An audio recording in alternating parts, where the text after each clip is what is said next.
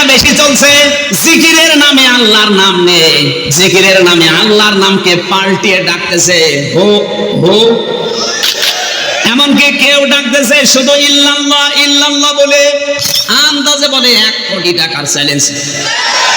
1 কোটি টাকা জীবনে চোখে দেখেছি, তাও বলছে আমার মুরিদদের কাছে তুলে দেবো, কেন তোর বাবারটা দে। এখন আবার আরেকটা নতুন ষড়যন্ত্র বাংলাদেশের এই ব্রাহ্মণবাড়িয়া কুমিল্লা এলাকায়, এরা জিকির করছে আল্লাহ বাদ দিয়ে আব্বার নামে। কারণ এই দেশের যুবকরা এখন কোরআনের তাফসীর শুনে বুঝে ফেলেছে এই পৃথিবীতে ওই ভণ্ড পীরদের না খাওয়িয়ে বাবা মাকে খাওয়ালে আল্লাহর আরো খুশি হবে। পীরের নামে এই ভণ্ডদেরকে খাওয়ানো আর ছাগলকে খাওয়ানোর সমান। কথা বুঝতেছেন? আজ বাংলাদেশে এইটা বেশি চলছে, জিকিরের নামে আল্লাহর নাম নেই, জিকিরের নামে আল্লাহর নামকে পাল্টিয়ে ডাকতেছে হো হো।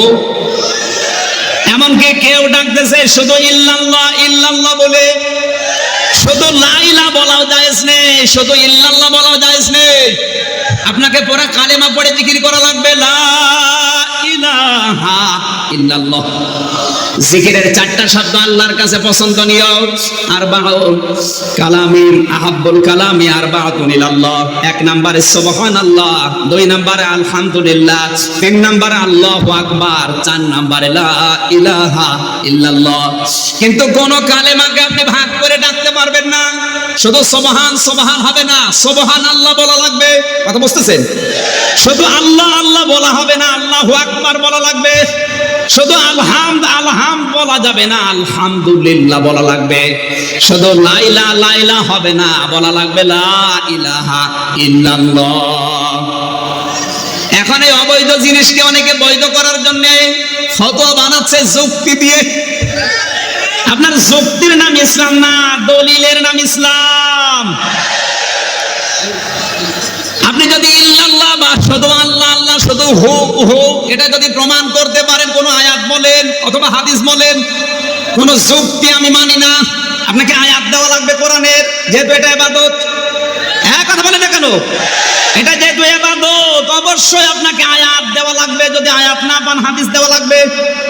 যারা শুধু হু হু জিকির করেন, শুধু আল্লাহ আল্লাহ জিকির করেন, আল্লাহর নামকে পাল্টিয়ে যারা আংশিক ইল্লাল্লাহ ইল্লাল্লাহ করেন, একটা হাদিস যদি আপনি দেখাতে পারেন, এখনই এদেরকে নিয়ে আমি জিকির শুরু করবো। দেখান। কতদিন হয়ে গেল আজ পর্যন্ত আয়াত দেখাতে পারে নাই, একটা হাদিস দেখাতে পারে নাই, আন্দাজে বলে 1 কোটি টাকার চ্যালেঞ্জ। 1 কোটি টাকা জীবনে চোখে দেখেছি, তাও বলছে আমার মুরিদদের কাছে তুলে দেবো, কেন তোর বাবারটা দে। ভ্রান্ত ধারণায় ভোগা যাবে না। আল্লাহ নিজে যখন নিষেধ করলেন যে আমার নামকে যারা উল্টা পাল্টা করে ডাকে, ইলহাদ করে দেয়, পরিবর্তন করে, তাদের সাথে তোমরা ডাকবে না। এরপরে যদি আপনি পীরের কথা শুনে ডাকেন, যান সাইয়্যুজাউনা মা কানু ইয়ামালুন। আল্লাহ বলেন অতি শীঘ্রই ওদের যে আমলের পুরস্কার আমি আল্লাহ দেব। জোরে বলেন নাউজুবিল্লাহ। এখন আবার আরেকটা নতুন ষড়যন্ত্র বাংলাদেশের এই ব্রাহ্মণবাড়িয়া কুমিল্লা এলাকায়, এরা জিকির করছে আল্লাহ বাদ দিয়ে আব্বার নামে। ইয়া আলী বাবা, শাহ আলী বাবা, দয়াল বাবা, আগলা পাগলা। এখন বলে না কেন? জিকির করতে হলে সূরা আরাফের 180 নম্বর আয়াত সামনে নিয়ে যাবেন, দেখবেন অনেক ভ্রান্ত ধারণা কেটে যাবে। তাহলে ওসিলা শব্দের প্রথম কার নামে? আরো জোরে। 2 নম্বর ওসিলা দেওয়া যায় দুনিয়ায় যারা জীবিত নেককার মানুষ, তাদের নামে। কথা বুঝতেছে? ওমরে ফারুক রাদিয়াল্লাহু তাআলা আনহু মদিনায় একবার বৃষ্টি অনেকদিন বন্ধ ছিল, এজন্য নবীজির চাচা আব্বাসকে সাথে নিয়ে তিনি গেলেন। পাহাড়ের পাদদেশে দাঁড়িয়ে দোয়া করলেন, রব্বুল আলামিন এতদিন তোমার নবী জীবিত ছিল, আমাদের মাঝে ছিল, আমি তাদের নাম তার নাম নিয়ে দোয়া করতাম ওসিলা দিয়ে। নবী এখন নেই, নবীর চাচা হযরতে আব্বাস আছে, তার নামের ওসিলা দিয়ে দোয়া করছি, আল্লাহ তুমি আমাদেরকে বৃষ্টি দাও। হযরত ওমর কি নবীজির নামের ওসিলা এখানে দিতে পারেন? ইন্তেকাল করেছে, এজন্য নবীর নামেও তিনি ওসিলা দিলেন না, দিলেন নবীজির চাচা যিনি জীবিত আছেন হযরতে আব্বাস, তার নামে। আমার মনে আপনার মাথায় যদি একটু মগজ থাকে, গোবর না মগজ, আপনি বুঝে ফেলেছেন। কথা বলেন। আজ এই দেশে কত মরা পীরের নামে পর্যন্ত ওসিলা দেওয়া হচ্ছে। এই ব্যাখ্যাগুলো যদি এখন করা হয়, যারা এতদিন দিন পর্যন্ত এই বাবাদের নাম নিয়ে উল্টা পাল্টা জিকির দিয়ে এই ওসিলা শব্দের ব্যাখ্যা করে ব্যবসা করে খেত। ওরা আমারে বলবে এটা আমার বড় ছেলে, কি বলবে? শত্রু মনে করবে না, কারণ এই দেশের যুবকরা এখন কোরআনের তাফসীর শুনে বুঝে ফেলেছে এই পৃথিবীতে ওই ভণ্ড পীরদের না খাওয়িয়ে বাবা মাকে খাওয়ালে আল্লাহর আরো খুশি হবে। পীরের নামে এই ভণ্ডদেরকে খাওয়ানো আর ছাগলকে খাওয়ানোর সমান। ও ভণ্ডদের না খাওয়িয়ে ছাগলকে খাওয়ালে আরো সব বেশি হবে।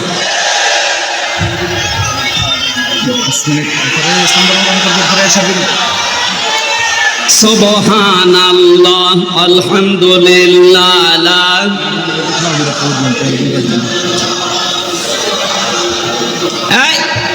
জিকির করা লাগবে না, কথাটা শুনি, সময় কম তো। আপনি যে হয়তো মন খারাপ হতে পারে, তাহলে এতদিন আমরা ভুল করেছি। আপনি ভুল করেছেন কিনা কোরআনের কাছ থেকে আগে দলিল নেওয়া লাগবে। যদি কোরআনে না থাকে হাদিস, কথা বলে না কেন? কোরআনের দলিল সূরা বাকারা 2 নম্বর পারা 12 নম্বর পৃষ্ঠা 215 নম্বর আয়াতটা ভালো করে লিখে বাড়িতে যে মিলাবেন যে এতদিন ওরা কিভাবে ব্যবসা করে খেয়েছে আপনার কাছে। তৈরি হয়ে যাচ্ছে যে এই দেশে আগামীতে আলেমরা কেন রাষ্ট্র ক্ষমতায় বসবে। তেনারা মসজিদের মধ্যে নামাজ পড়াবে, তারাবি পড়াবে, কোরআনে কারীম ছোট বাচ্চাদের শিক্ষা দেবে। এতটুকুন করলেই তো হয়ে যায়। তেনাদের আবার সংসদে যাওয়ার কি দরকার? কথা বলেন না কেন? তেনাদের আবার ওই পর্যন্ত যাওয়ার কি দরকার?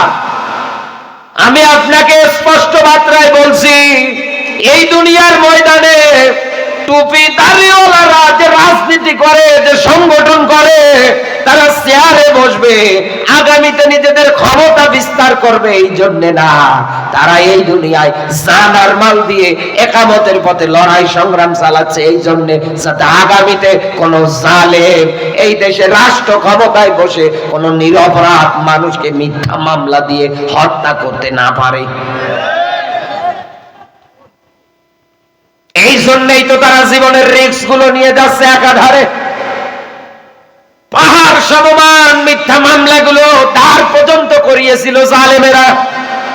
অসংখ্য নেতা কর্মীদেরকে ফাঁসিতে পর্যন্ত ঝুলিয়ে মেরেছে। কথা বলে না কেন? আপনাদের পেটে বোম মারলেও তো কোরআনে কারীমের একটা আয়াতের ব্যাখ্যা বিশ্লেষণ বলতে পারবেন না। অথচ আলেমদের ভালোই জানা আছে কোরআন হাদিসের কথা। আল্লাহ পাক বলেন, এই দুনিয়ার ময়দানে আমি আল্লাহ রাব্বুল আলামিন তোমাদেরকে এটাই জানিয়ে দিচ্ছি, তোমাদের রাজনীতি, তোমাদের লড়াই সংগ্রাম, এটা যেন মাজলুম মানুষের পক্ষে হয়। কিন্তু আমরা তো এই দুনিয়ায় অনেক মানুষ আছি, রাজনীতিটা নিজের পেট পূজা করার জন্য আগামীতে উঠে পড়ে লাফাচ্ছি। এ ধান্দা বাদ দে। 54টা বছর এ জাতি ধুকে ধুকে মার খেয়েছে, জুলুম নির্যাতন সহ্য করেছে। এ জাতি বুঝে ফেলেছে, এ জাতি বুঝতে পেরেছে যে আগামীতে সংসদে কাদেরকে পাঠালে আমরা শান্তিতে বসবাস করতে পারবো। এই জন্য 64টা জেলায় সব মানুষের গণজোয়ার, সব মানুষের মুখরিত বাণী, আগামীতে দেশ চলবে আল্লাহর কোরআন দিয়ে। এ কোরআনের পক্ষে যারা এই জমিনে মাসলুম মানুষের অধিকার আদায় যারা করতে চায়, আমরা তাদের পক্ষে আছি।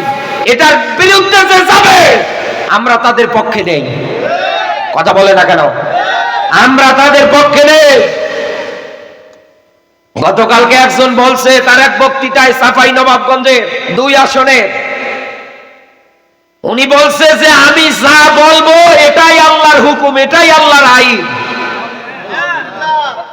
কতটা নিচে নেমেছে আপনি টের পাচ্ছেন? অথচ কোরআন বলছে ইয়াকুলুনা হাল্লানা মিনাল আমরি মিন শাইইন কুলিন্নাল আমরা কুল্লাহু লিল্লাহ। নবী আইন বানানোর অধিকার, ক্ষমতা আমি আল্লাহ কারো হাতে দেই না, কারণ আমি জানি মানুষের মন সংকীর্ণ। আমি যদি কাউকে আইন বানানোর অধিকার ক্ষমতা দেই, ও হয় নিজের দলীয় স্বার্থে, না হয় নিজের ব্যক্তি স্বার্থে দেখে দেখে আইন বানাবে। কথা বলে না কেন? অথচ এই জালেম বলছে যে আমি যা বলবো আমি যা করব এটাই আল্লাহর হুকুম, এটাই আল্লাহর আইন। এত বড় একটা কথা বলার পরে এইসব জালেমদের কথা মিডিয়াতে প্রচার হয় না, কোন মিডিয়ায় এটা নিয়ে প্রতিবাদ পর্যন্ত করা হয় না।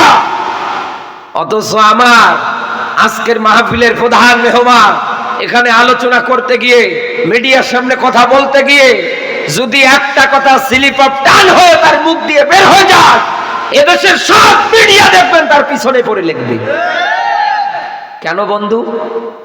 কারণ এনার রাজনীতি মাজলুম মানুষের অধিকার আদায়ের জন্য। এদেশে যারা চোর, ওরা কোনোদিন চোরের হাত কাটার বিধান পাশ করতে দেবে না। এদেশে যারা ডাকাতি করে খায়, এদেশে যারা চাঁদাবাজি করে খায়, ওরা কোনোদিন এগুলো বন্ধ হওয়ার পক্ষে আসবে না। ওরা আরো এগুলো চালু করার পক্ষে স্লোগান দেবে। যেটা নিয়ে মানুষের জান্নাতি ঠিকানা ইসলামিক চ্যানেল, বেলকুসি, সিরাজগঞ্জ।